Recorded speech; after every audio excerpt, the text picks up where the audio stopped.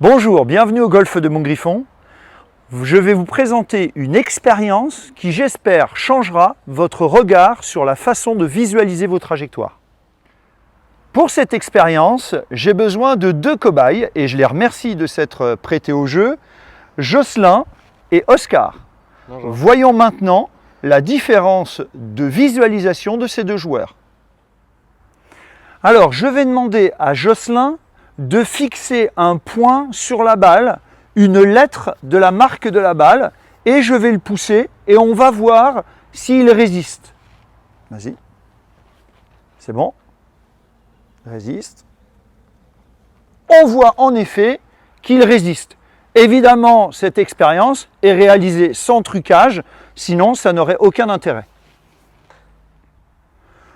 Deuxième partie de l'expérience, je vais maintenant demander à Jocelyn d'essayer de visualiser les 5 balles en même temps, donc plutôt dans une globalité. T'es prêt? Et là, vous voyez bien, aucune résistance. Que pouvons-nous conclure de cette expérience avec Jocelyn? Jocelyn va avoir plus de facilité à jouer en choisissant une cible précise. Une autre particularité de Jocelyn, c'est que lorsqu'il regarde sa balle, vous voyez que sa tête est légèrement orientée sur la droite. Pourquoi? Parce qu'il regarde sa balle avec l'œil gauche. C'est ce qu'on appelle un joueur avec un œil moteur gauche. Alors que peut-on conclure de cette position de Jocelyn?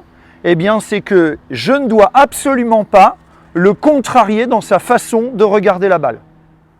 Je vais maintenant demander à Oscar de se prêter à la même expérience. Il a pris sa position de golf et il fixe un point bien précis sur la balle, comme l'a fait Jocelyn précédemment. Aucune résistance. Maintenant, je vais demander à Oscar d'essayer de visualiser les 5 balles en même temps. Et sa petite astuce, c'est qu'il met les balles floues et il met le tapis net. Regardez bien. Et là, je vous promets qu'il y a une très bonne résistance. Que peut-on conclure de cette expérience?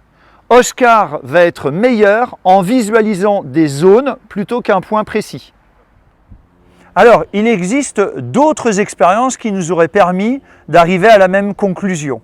Maintenant, moi, ce que je vais leur demander, c'est de taper 5 balles et de vérifier en tapant la balle s'ils se sentent plus à l'aise en visualisant une cible précise ou plutôt une zone.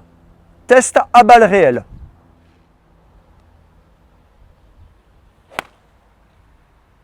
Parfait. Mais c'est vrai que je sais pas pourquoi Jocelyn il tombe avec 5 balles, parce que moi j'arrive pas à tomber, je reste, mais avec une balle, je tombe. Enfin, je comprends vraiment pas. Et oui, je suis vraiment celui qui vise, pas avec un point précis, mais avec une zone. Je préfère avec une zone. C'est vrai qu'en visant un point précis, je suis beaucoup plus précis. Et avec l'exercice où je regarde les 5 balles, j'arrive vraiment pas à tenir et je peux pas résister à tomber.